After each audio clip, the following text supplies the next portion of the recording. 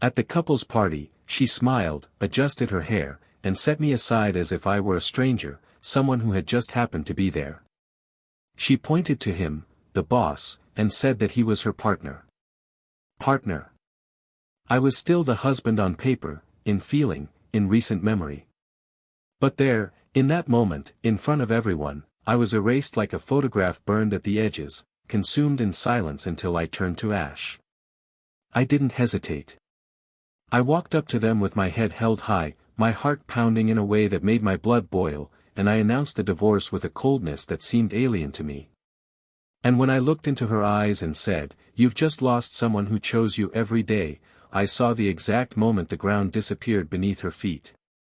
It was as if the truth, naked, raw, and inevitable, had broken down the doors of a lie carefully maintained for months. They froze. They froze like two children caught red-handed, as if they never imagined the consequences would come. But they did. And I left without needing anything more. Without screaming. Without crying. Without explaining myself. I just left. With the dignity she tried to take from me, and failed. Those were strange months. A silence after a hurricane. Her phone ringing and me ignoring it. Messages trying to justify the unjustifiable. A choked voice, long audio messages, useless tears. Too late. Because time, that merciless and silent judge, made sure to show her what she refused to see. The boss? He never wanted commitment.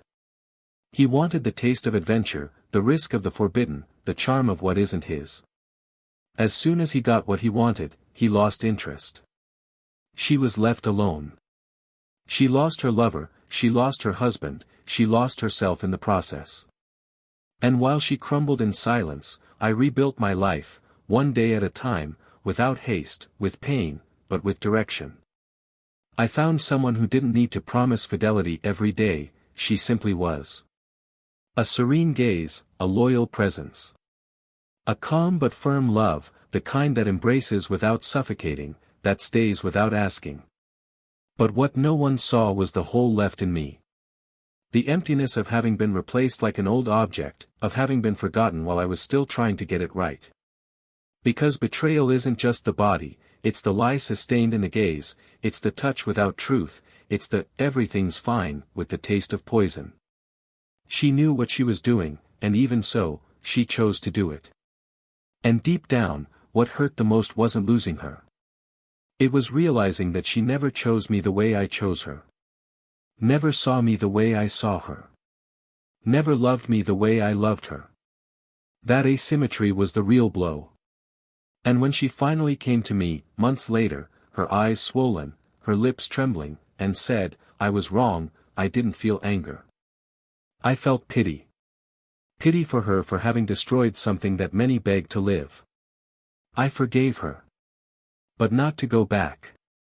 I forgave her to let her go, because whoever destroys their own home has to carry the silence of the ruins. And she carried it. Her pain wasn't quick. It was slow. Silent. Invisible to those who only look from the outside. It began in small details, the empty nights, the movies that aren't fun without someone to share them with, the absence of a message asking, "Did you get home safely?" The cold pillow. She began to realize the value of everything she had when there was no one left to hear her regret. Her lover never called. Never came back. Never promised. He was everything she thought she wanted, until he became everything she would never want again.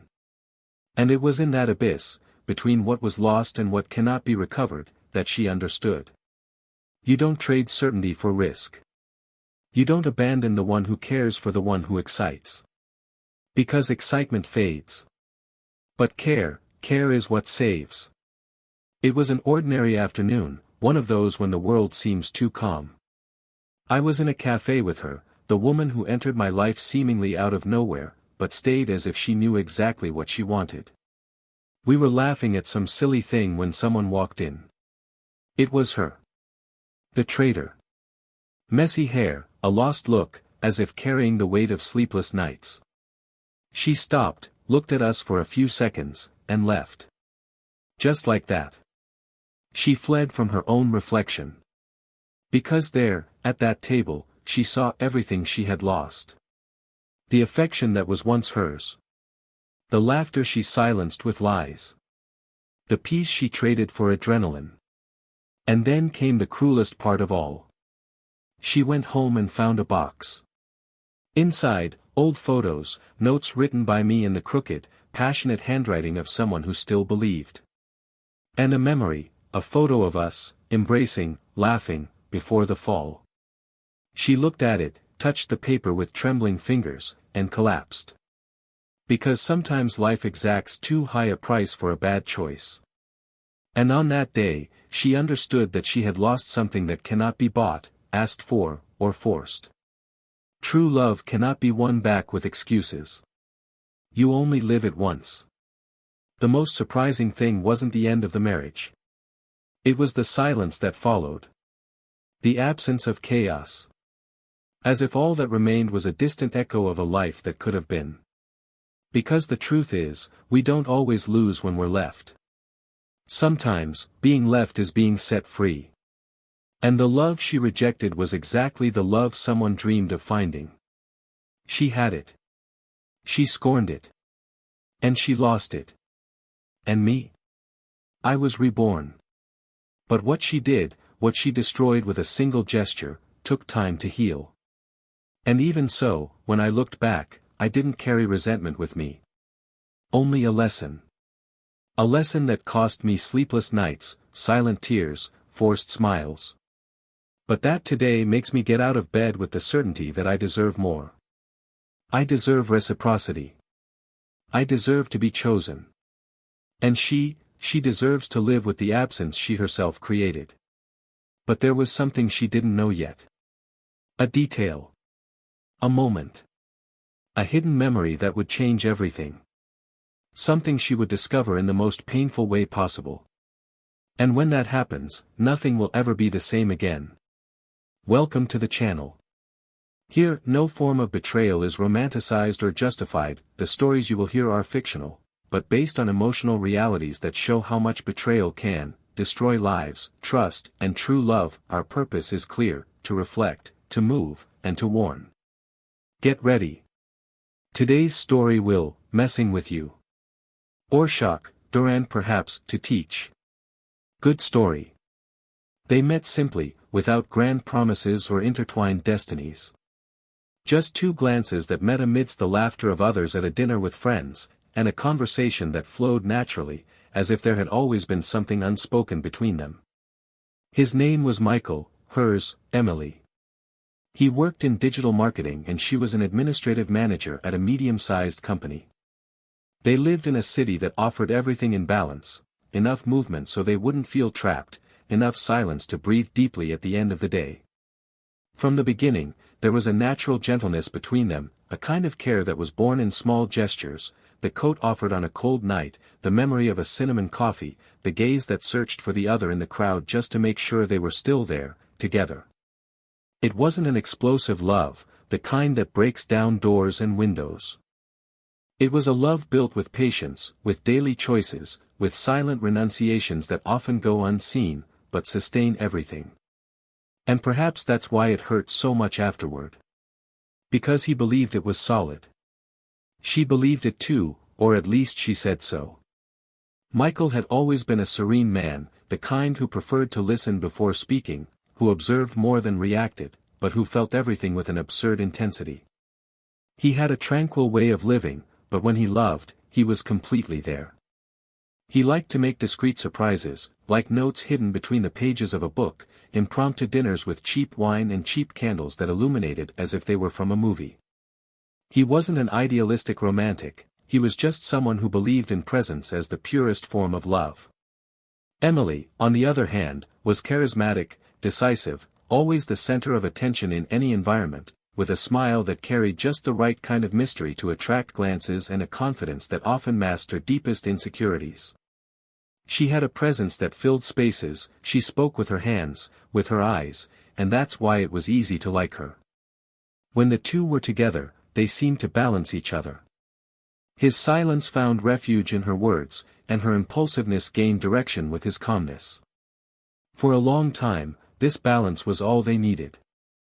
They built an ordinary, but happy life. They lived in a two-bedroom apartment with a small balcony, where they cultivated plants that almost always died, but which they insisted on caring for. The sofa already bore the marks of time, the kitchen was full of dishes accumulated on lazy days, and the bedroom carried the scent of long nights where love was present, sometimes with words, sometimes with silence and skin. The mornings were always rushed, she getting ready in a hurry, he trying to find the keys, the two bumping into each other between the cooling coffee and the promises that at the end of the day they would have dinner together. They didn't always manage it. Sometimes Emily needed to stay late, finish reports, meet deadlines. Other times, it was Michael who got lost in meetings or last-minute freelance work. But they always found a way. Lunchtime meetings, messages during the day, quick calls just to hear each other's voices. Small efforts that seemed to guarantee that, despite the routine, the feeling was still there. On weekends, they enjoyed going for walks, visiting street fairs, and listening to local bands in small bars. They had mutual friends, but also maintained separate spaces. Michael would go out to play basketball with his friends, Emily loved afternoons with her coworkers talking about TV series, clothes, and projects. There was trust. There was freedom. And there was that feeling that it would last. That after so many broken relationships before, they had finally found someone with whom they could build without fear. When they argued, because they did argue, like every real couple, they did so respectfully. And even when words got heated, they knew how to back down, apologize, and understand each other. Michael was the first to reach out, even when he wasn't the one at fault. Emily, out of pride or defensiveness, took longer, but she always came back. And he always waited. On their second wedding anniversary, they took a short trip to the mountains. They rented a cabin with a fireplace and open skies. There, amidst cheap wines and fluffy blankets, they talked about children. She wasn't sure yet. Neither was he. But there were plans. To buy a bigger house, maybe move out of the city, invest in something together. They were partners. And although the initial passion had faded, there was something deeper there. A kind of love that adapted to routine, that accepted each other's imperfections, that remained even when the novelty had worn off. And that's what Michael valued. He no longer needed the euphoria. He needed constancy. And he thought he had found it. But there was something he didn't see. A subtle, yet growing distance. A weariness in her eyes, sometimes disguised with smiles. A longer delay in her responses. Meetings that dragged on too long. A certain haste in hanging up the phone. The house was still full of the same things, but it was beginning to feel empty in a different way. He didn't say anything. Perhaps out of fear. Perhaps out of trust. Perhaps out of belief that it was all a phase. That work was pressuring her. That she needed space. Because that's how he was, he always gave the benefit of the doubt.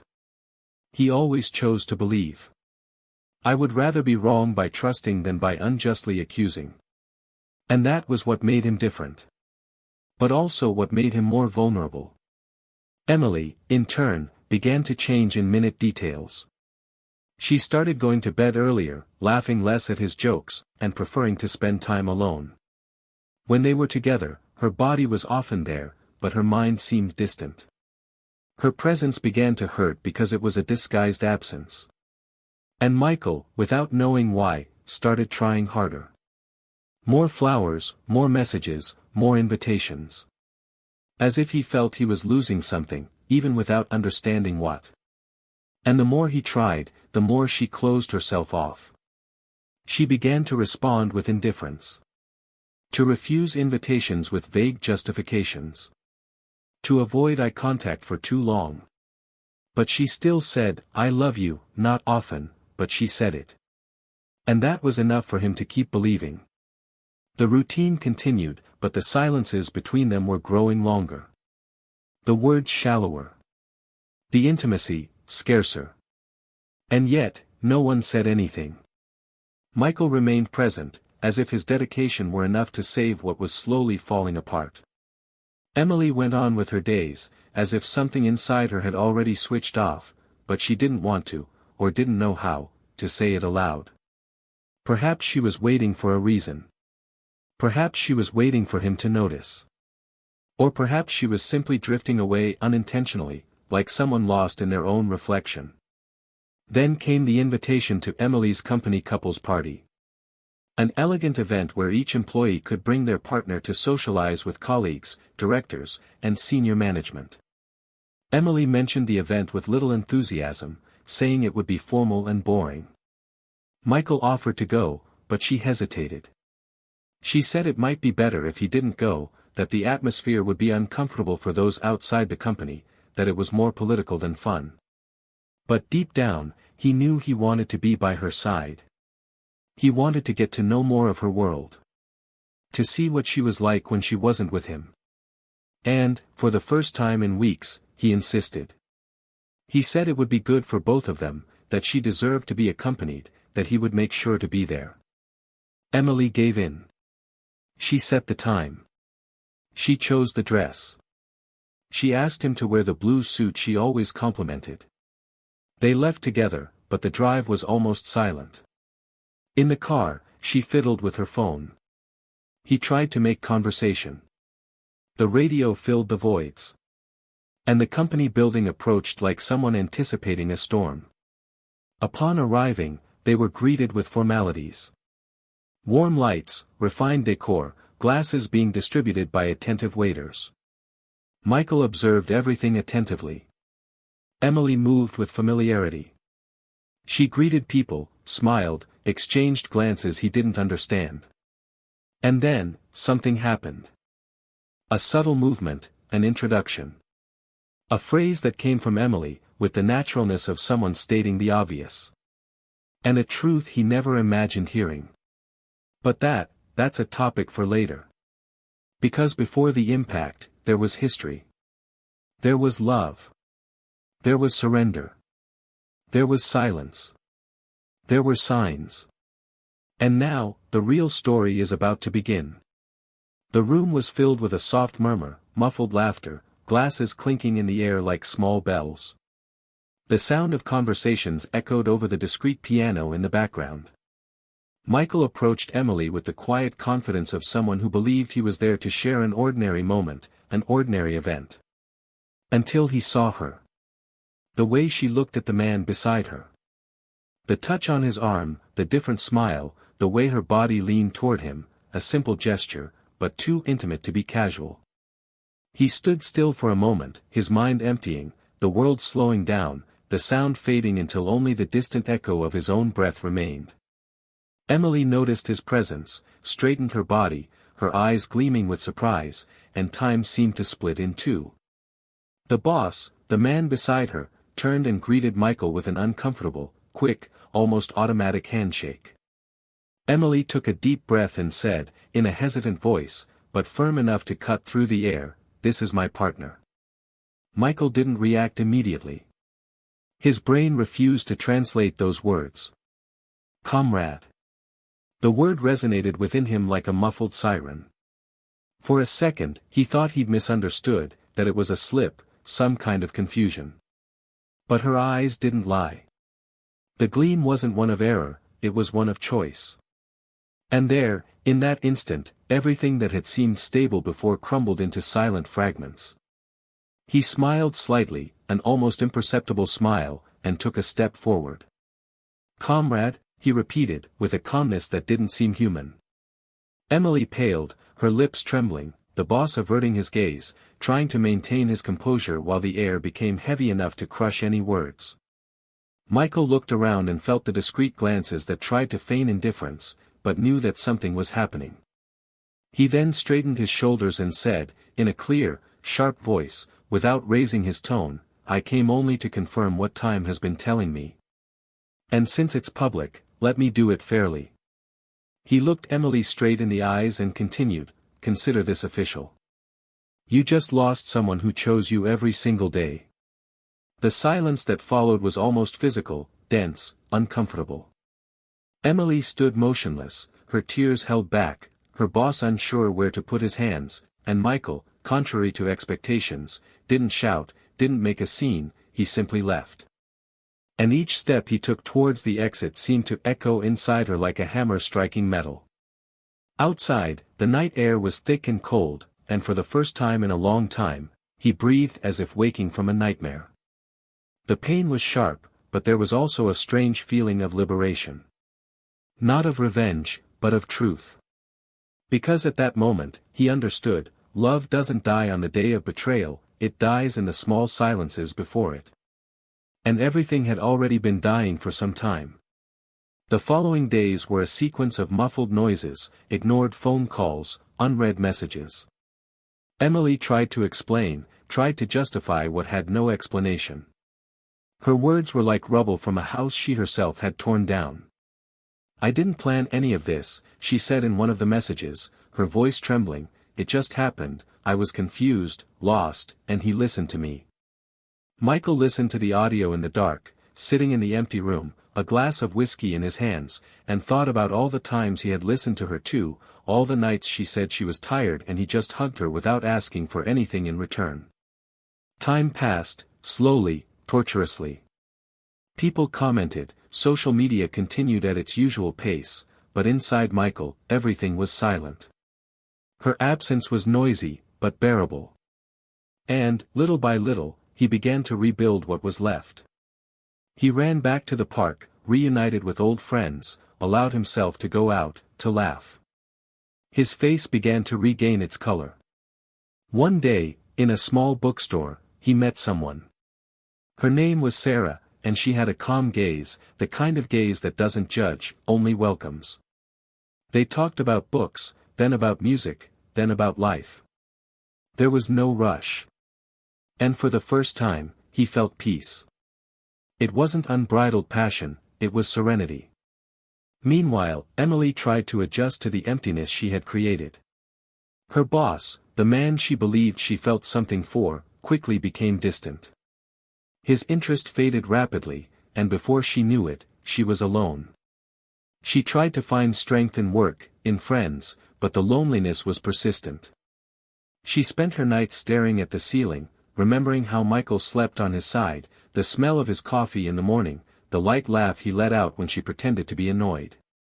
Small memories turned into daggers. Each memory was proof that she had traded the essential for the ephemeral. One day, on a cold autumn afternoon, Emily was putting away some boxes when she found an upside-down picture frame. It was a photo of the two of them, taken years before on a surprise trip he had planned. They were laughing, the wind ruffling her hair. For a moment, time stood still. She sat on the floor, holding the photo in trembling hands, and a tear came before she could stop it. "What have I done?" she whispered, and her own voice sounded like a sentence. Not knowing what awaited her, she decided to look for him. She needed to see him, she needed to apologize, she needed at least to try to understand how someone could remain so whole after being shattered. She arranged a meeting with the help of a mutual friend. He accepted. They met at a cafe near his work. When she entered, her heart almost stopped. He was different. Lighter, more composed, with a smile she hadn't seen in years. And beside him, a woman. Sarah. The way he looked at her was enough to destroy the last bit of hope Emily still held. Michael saw her, stood up politely, and simply said, "Hi, Emily." She tried to smile, but her voice failed her. Sarah, delicately, noticed her discomfort and stepped back a little, giving them space to talk. Emily took a deep breath and began to speak, each word weighing like lead. "I know you don't need to hear this, but I wanted to say I'm sorry. I was wrong about you. I was wrong about everything. I thought I was looking for something that was missing, but now I understand that what was missing was in me. You gave me everything and I threw it away."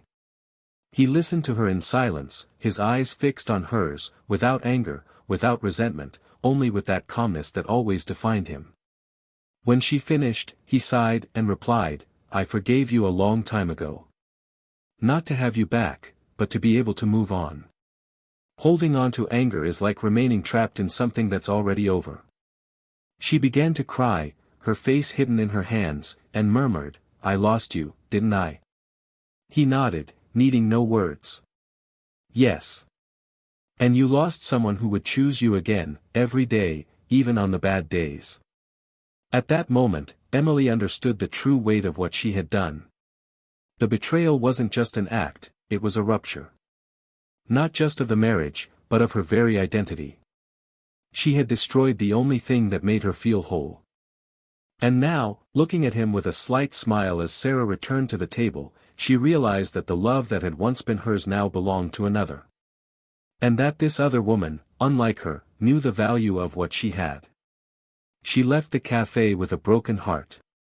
She walked through the streets as if trying to hide from her own reflection.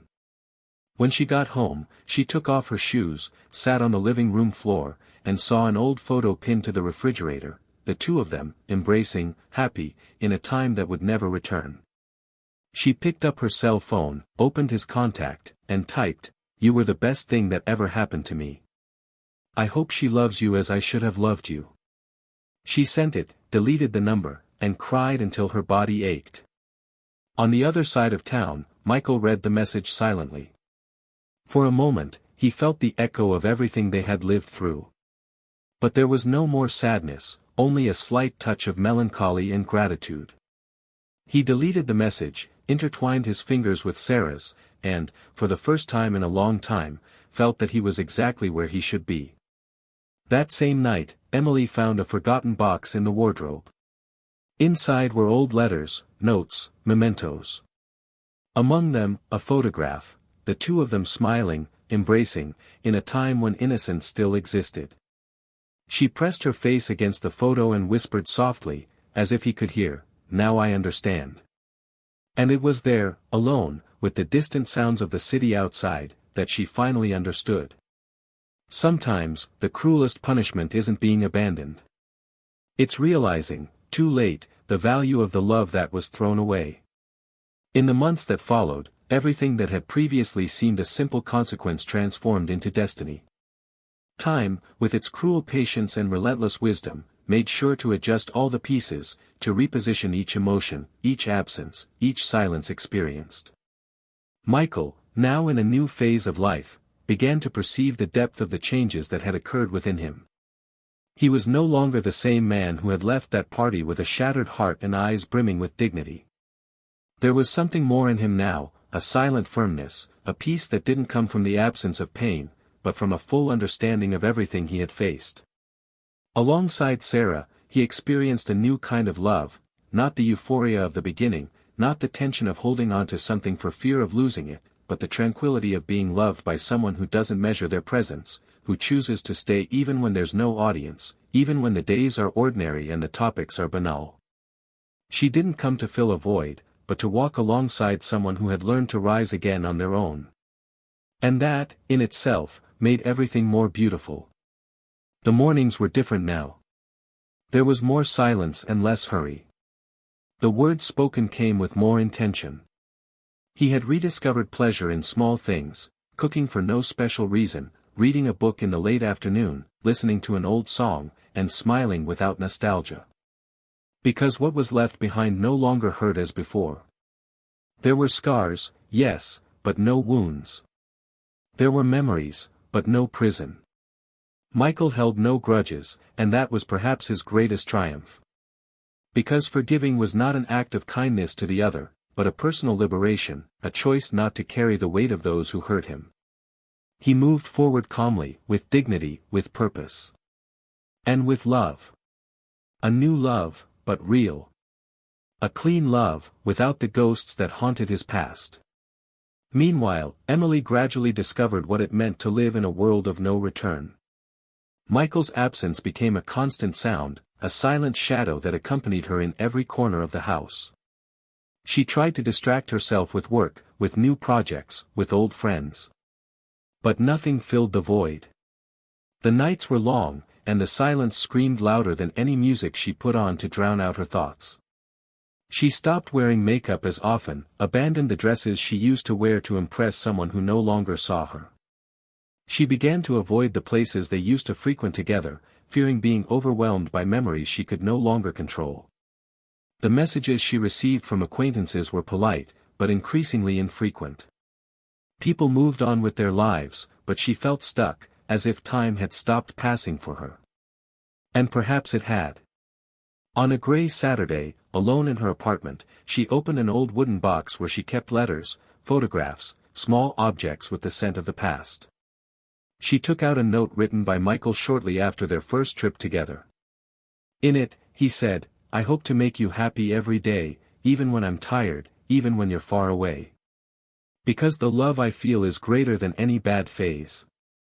Reading those words, Emily felt her chest crumble from the inside out. It wasn't pain anymore, it was a strange kind of grief, a deep lament not for what had passed, but for what could have been. Because, deep down, she knew, Michael would have stayed. He would have fought. He would have loved until the end, if she hadn't left the door open for someone who never truly wanted to enter. She tried new relationships. She met people. She forced herself to smile at dinners, accepted invitations, feigned enthusiasm. But no connection was genuine. Michael's image surfaced at random moments, in the way someone held a glass, in the smell of coffee in the morning, in a song playing on the street. And with each memory came the certainty that what she had lost was not just a man, but a story that only happens once in a lifetime. The betrayal took its toll. Not with scandals or revenge, but with the worst sentence, having to live knowing she had destroyed her own home. The boss with whom it all began also moved on with his life. There were never any deep feelings. For him, it was just a power game, a flirtation with the forbidden, a temporary distraction. When things got complicated, he walked away. Without weight, without guilt, without looking back. Emily tried to contact him, sought conversation, tried to understand if there was still something there. But the coldness of indifference was his answer. And then she saw the abyss she had dug with her own hands. Michael truly loved. The other man never loved anyone but himself. One night, while organizing files on her computer, Emily found an old video. It was an ordinary day, she and Michael cooking together, laughing about a sauce that had burned. In the background, soft music played, and the camera shook slightly as he filmed and said, "If we ever fight, I want to remember this so I know it's worth fixing." She paused the video. Her face was wet with tears. And there, in that instant, she understood that some things can't be fixed. Some choices are final, even when regret comes early. Because Michael no longer held anything of her. No pain, no longing. Only the memory of a life he lived truthfully until the very last second. Years later, at a gathering of old friends, Michael appeared with Sarah. They were married. He smiled with the eyes of someone who had found peace. Emily was there, alone, but with a resigned, mature demeanor. They exchanged a brief glance. She smiled sadly, and he returned the smile respectfully. There was nothing more to be said. There was no resentment, but there was also no room for it. Just a silent acceptance that what they once were was in the past. After the event, Emily walked to her car, sat behind the wheel, and before starting the engine, murmured to herself, "You were the love of my life, and I was the mistake of yours." And she drove off slowly, carrying in her heart the certainty that there would be no other love like that, because loves like that only come once, and she had let it slip away. Michael continued with his quiet life. Alongside Sarah, he built something solid. Not because she healed him, but because he learned not to bleed where there is no care. He learned that love is not insistence, it's reciprocity. And looking back, he felt gratitude for the pain, because it was what led him to himself. He understood, finally, that being betrayed doesn't define anyone. What defines you is what you do after the fall.